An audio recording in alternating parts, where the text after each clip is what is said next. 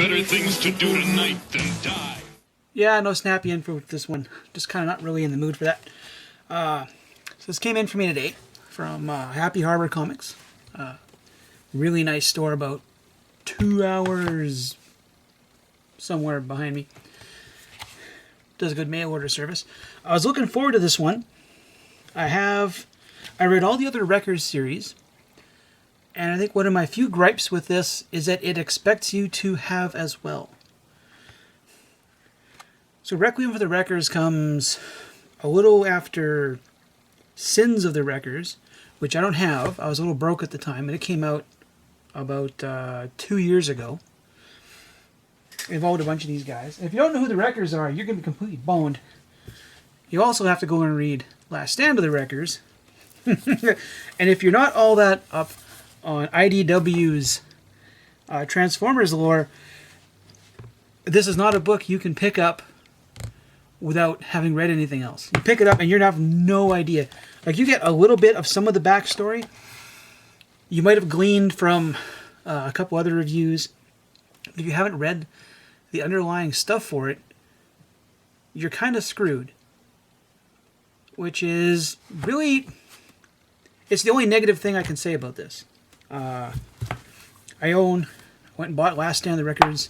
In this, I was kind of out of the hobby when it came out. So I had to settle for the TPB, well, it's not really a trade because it's a hardcover. I will be buying Sins of the Wreckers, the TPB, probably a paycheck or so from now, so I have all three of them. I'm positive there's one more.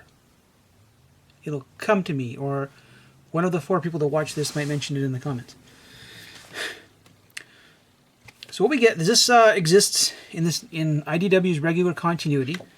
They do things like they address the death of Cup in that series which we shall not name. Springer's not taking it too well. He's back on Earth with Verity. And again, I apologize. If you haven't read any of these books, going in blind is not going to help you. And then we get some backstory to the Wreckers with a sudden art shift. Like we'll get here. Who's the main guy? Written and mostly art by Nick Roche. So Nick Roche, you get this nice... Oh, sorry about the glare. So it's a little cartoony, but it's kind of the stock IDW style, big mecha looking guy. And then you get this, which is by, first name, Jeff Sr. And I think it's really cool that they chose to tell the flashback parts like this because, again, if you haven't gone into this, Nick Roche has been with the Transformers since, well, let's see, mid-December 1989, as far as the American run goes. And he was with the UK run even earlier. And I've read almost none of the UK stuff except for what got reprinted in this. Because it was 1989 and I was 14. I didn't even know there was a UK until they reprinted a few of the other things. His art style has definitely... It's not so much evolved as it's really gotten slicker. He still draws much the same way. Got here, we got Starscream, Scorponok. His definitely got a lot slicker. It's not just the coloring. It's not just the digital coloring. It's the kind of the continuation of 30 years on a subject. And I thought that was a really neat... the moment I opened it up, it's like, hey, wait a minute. I recognize this. There's a plot going on here. Again, if you don't know any of these characters, you're boned. The subplot... No, there's 2 main plots going on. 2 main plots going on. One is Verity and Springer trying to come to terms with the death of Cup in that previous series, which we won't talk about. And them stumbling onto a conspiracy on Earth involving that guy, that's Overlord. Overlord is a guy... It took the entirety of the Wreckers to bring him down in Last Stand of the Wreckers, and some of them didn't survive. Without going into too much geekery, Overlord is a Phase Sixer. He's the kind of guy Megatron would send to a planet to push it over the edge and then kill effing near everything. He is a top tier, scary, holy shit kind of villain. He's also completely obsessed with Megatron, and after being told that Megs doesn't give a shit about him, he hasn't done too well. Turned down by his first love. It also involves Tarantulas, who, if you haven't read Sins of the Wreckers, you'll have no idea what's going on there either. And it's a whole bunch of... It's a very well put together book for people who are into the fandom. But it's not friendly to new readers. Like, I know... IDW might be getting a few more new time TF readers. Given that... I'm just going to flip right to the end for an ad here. Because that's going to happen. Unicron's showing up. We don't know... As far as the readers go, I don't think much of us are really sure what's happening with the license after the Unicron event.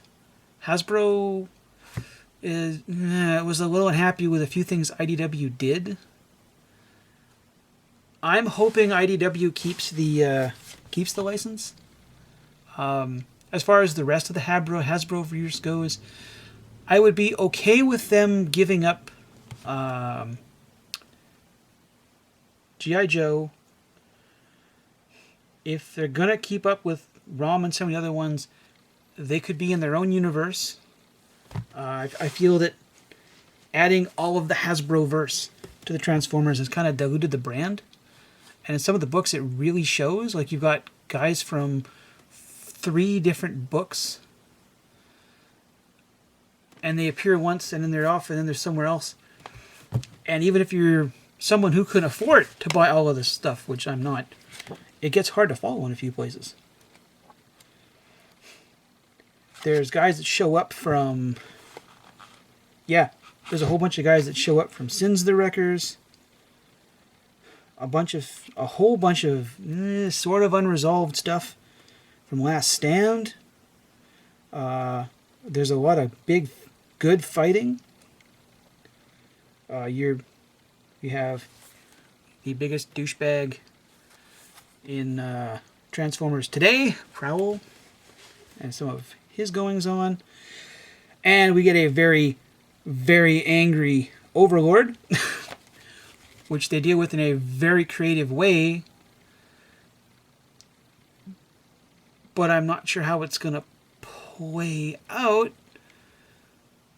because of what's coming up with Unicron. The resolution doesn't quite... I get resolved in a way. Okay, they've dealt with one of the scariest Transformers in IDW's canon, but in a really weird way, and I'm not sure how it's going to pan out, or even if it will. I assume there's some kind of Overlord in terms of continuity.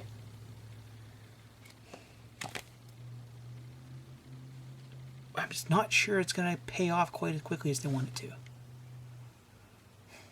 Anyway, if you're a fan of the series, you already have this. It came out 5 days ago. Canada Post takes, it's only 300 clicks away. So for Canada Post, that's 2 horses, a dog sled, and 3 portages or so to get it to my stretch of the middle of nowhere. If you're a fan of this, you've already read it. If you're not a fan of it, you're going to be like, what in the 9 hells is going on through the whole thing? You'll probably enjoy the action scenes. You'll definitely enjoy some of the dialogue. There's some there's some dialogue in here I didn't really expect. You might enjoy that. But if you're like stepping into, to use something recent, if you stepped into Avengers No Surrender in Part 7, having not read any of the previous stuff, it would just leave you scratching your head. It's a book for fans and I'm going to say by fans, by big fans. A guy like Senior's been with this property for 30 years. He's a fan. And I hope if IDW, I hope not, if IDW does lose the license for Transformers, I hope that whoever picks it up hires as many of IDW's good writers and artists as they can, because I want these guys to keep working on this stuff. Even if the other company starts with its own background story and its own fresh start and characters, I think as long as these guys run it, it'll do good. Hopefully it won't come to that. I will try to be back later with something else. I will see you in the future.